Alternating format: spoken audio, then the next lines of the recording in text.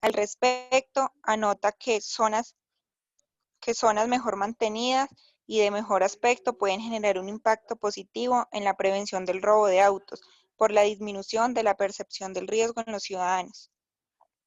En esta variable espacial, la magnitud del parque automotor en las grandes metrópolis explica que el delito ocurra en mayor número de estas. En el caso de Colombia, esta conclusión resulta coherente con el comportamiento del delito, ya que, según lo ha establecido el Obserdigin, la mayor cantidad de casos en el 2018 se presentaron en las 3 ciudades con mayor parque automotor y densidad demográfica, las cuales representan el 64 y 85% del total de hurtos de vehículos ocurridos en ese año.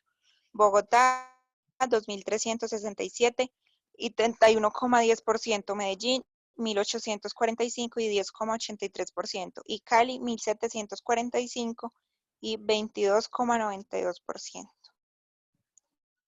La presencia y calidad de la iluminación en los distintos lugares también es un factor que afecta el proceso de toma de decisiones del delincuente, lo que posibilita o no su identificación y detección por parte de los posibles guardianes. La iluminación puede favorecer la ocurrencia del delito en determinadas horas. El día puede convertirse en factor evasivo y la noche en facilitador. Penalidad. La penalidad tiene gran influencia en la estimación de costos que realizan los delincuentes en su proceso de toma de decisiones. Desde un punto de vista genérico, el marco legal influye en el hurto al significar mayores o menores costos en casos de ser capturado. El sistema penal y el accionar del Poder Judicial son considerados costos para los delincuentes y por lo tanto constituyen un factor de disuasión del crimen. Dependiendo de la legislación del país, las modalidades de hurto pueden variar para evitar incurrir en un delito calificado o agravado y tener menores penas. Igualmente, no solo debe tenerse en cuenta la penalización del delito, sino la pena comprobada con los beneficios de la actividad criminal. A pesar de la existencia de sanciones y multas, si estas no son superiores a los beneficios del hurto, su efectividad será muy baja. La fuerza o intensidad de la pena debe abordarse desde 3 perspectivas complementarias. 1. La probabilidad de ser condenado. 2. El número de castigos que llevarían a la cárcel. Y 3. Duración de las penas. El modo como se comportan estos tres estimativos afecta de mayor o menor manera la evaluación de los costos por parte del delincuente, llegado a un nivel de costos que no logra superar el nivel de los beneficios esperados del acto. El delincuente puede ser disuadido de cometerlo. La penalidad se encuentra mediada por la denuncia de los afectados, la efectividad policial y de la justicia. Factores que afectan la probabilidad de una condena, de modo que aunque en el marco jurídico las penas sean altas y severas, si no hay denuncia sobre los hechos delictivos, no hay suficiente efectividad de los organismos encargados de la persecución judicial y penal en la captura y condena de los victimarios, o si por el contrario existe lentitud, corrupción e impunidad en el sistema judicial, el poder disuasivo de las penas disminuye. Según el Obserdigin 2012, las víctimas de hurto automotores tienden a denunciar el delito en la mayoría de los casos, por razones como el alto valor o representación económica en el patrimonio de la víctima, quien requiere y exige la acción de los organismos de seguridad para su recuperación. Asimismo, la víctima instaura denuncia penal para evitar ser vinculada a hechos criminales u otros, en los cuales el vehículo se ha usado y relacionado con su propietario. Y finalmente, las aseguradoras requieren, en el proceso de indemnización, la noticia criminal instaurada de manera formal ante las autoridades de policía u organismos judiciales como requisito principal de su función. Al revisar el papel de la pena y su cumplimiento, se presentan 3 fenómenos. Uno relacionado con la resocialización o reinserción social positiva del victimario. Deber ser. Otro con la incapacitación del criminal por un tiempo determinado en su quehacer delictual, tiempo en prisión. Y el último vinculado con el aprendizaje criminal derivado de su estadía en prisión, que lo hace propenso a la reincidencia, de modo tal que no necesariamente la pena se convierte en un factor disuasivo o que elimina la conducta criminal. Bueno, pare un momentico ahí. Andrea, por favor, me le ayuda. Andrea Largo.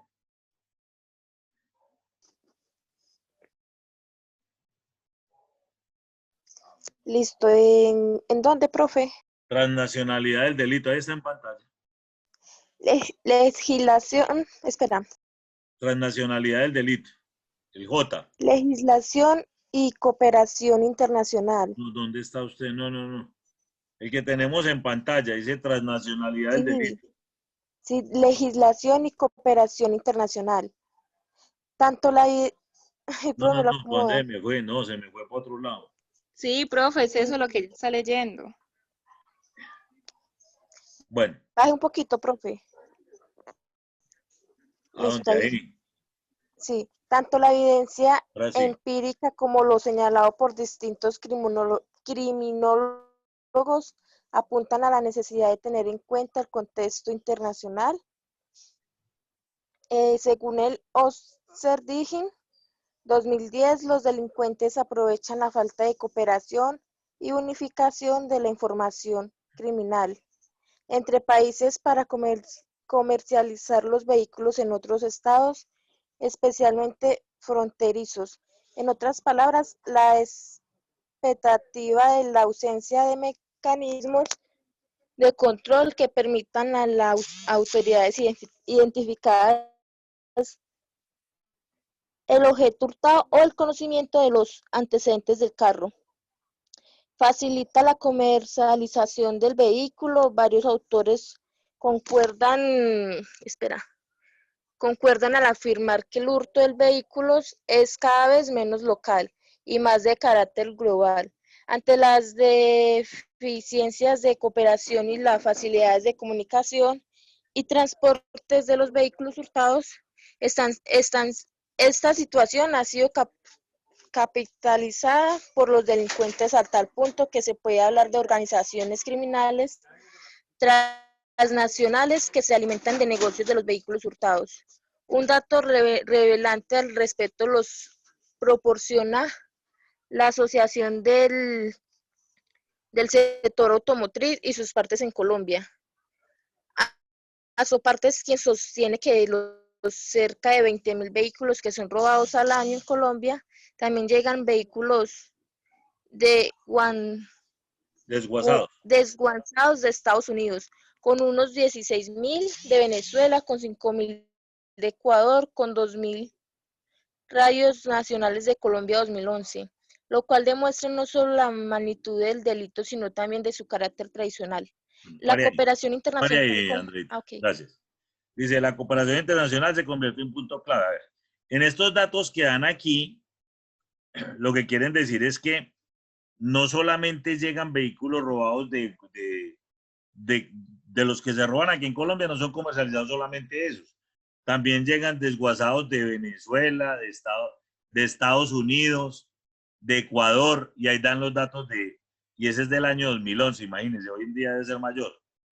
Dice, la cooperación internacional se convierte en un punto clave en el análisis de hurto de automotores, puesto que aumenta las oportunidades de los delincuentes para comercializar los vehículos hurtados con menores riesgos.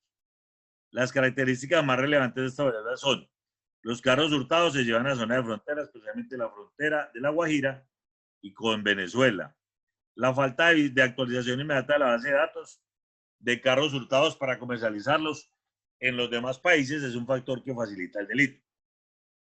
Hasta ahora la actualización de la base de datos se realiza meses después del reporte del hurto, por lo cual los delincuentes buscan vender el carro a un comprador de buena fe antes de que la base de datos actualice y identifique el origen del vehículo. Otras zonas como Ecuador, la frontera con Ecuador, son también destinos de los carros hurtados, pero con menor frecuencia en la frontera colombo-venezolana. Andrea Mena me colabora con la instrumentación del hurto de automotores, por favor. Sí, señor.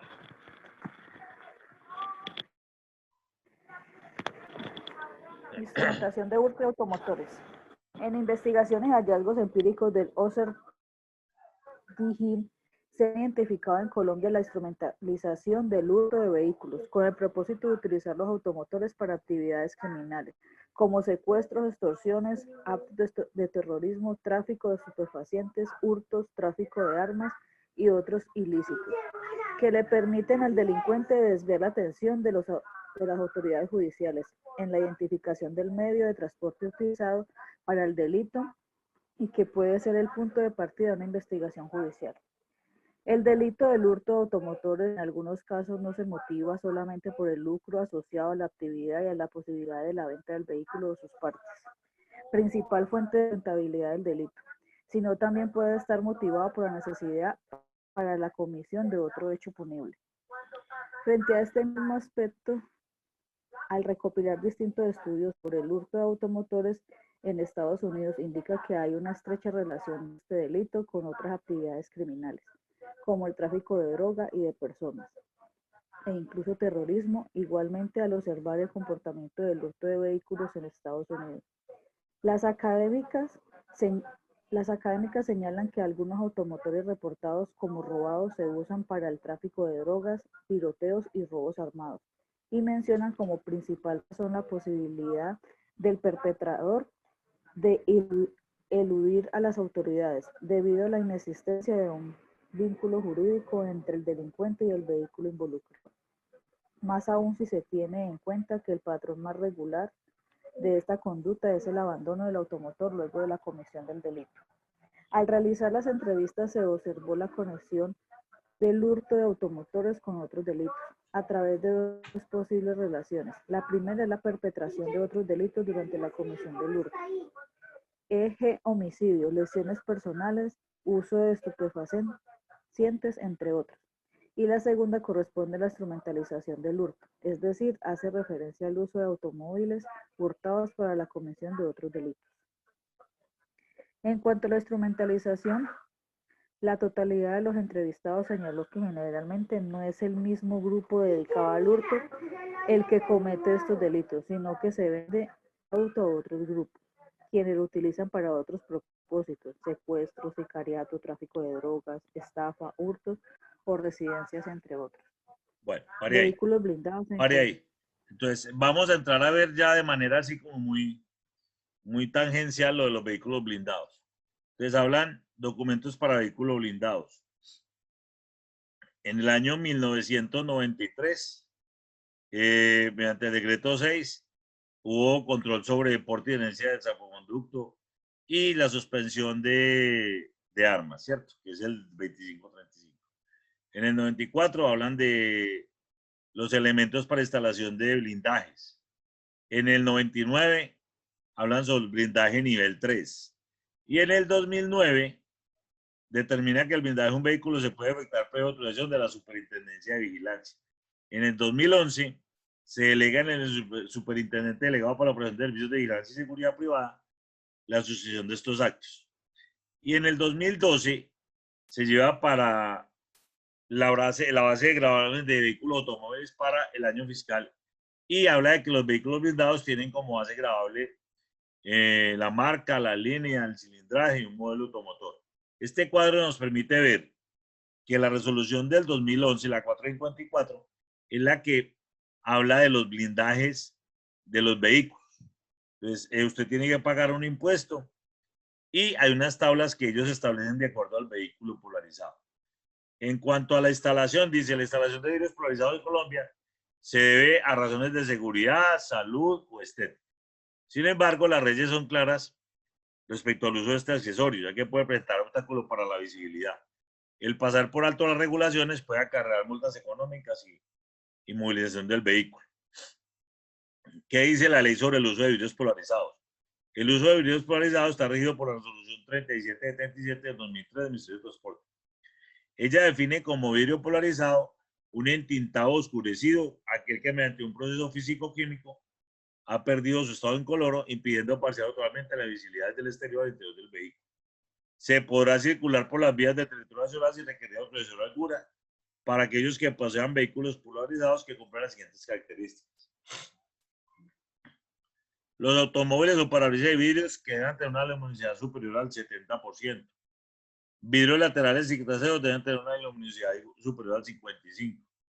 En los vehículos blindados, camionetas, aplica la misma medida para los parabrisas y vidrios de las puertas delanteras y laterales. Sin embargo, la luminosidad puede ser de superior al 14%.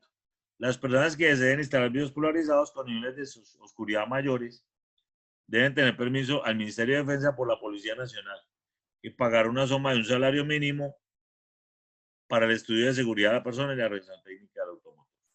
Bueno, me queda ya para, ya no alcanzamos a hacerlo del formato, para dentro de 8 días, por favor, me ponen cuidado y escriban. Tenemos el formulario, el IPA, del Informe Policial de Accidente de Tránsito. Y me dan lectura a la resolución 011-268. Para ese día debemos tener ya leída la resolución para de hoy en 8, para el día viernes. Yo creo que no es más, dejamos ahí por hoy. Y no sé si hay alguna pregunta, Andrea Mena. No, señor. Andrea Largo.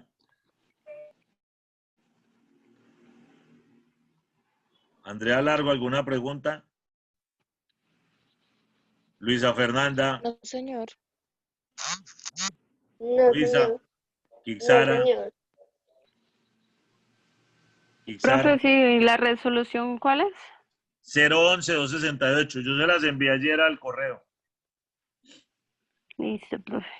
Laura ya no Victoria. pregunto. No, señor. Verónica. No, señor. Cristian Camilo. No, señor. Angeli. No, señor. Bueno, ¿quién me faltó por llamar?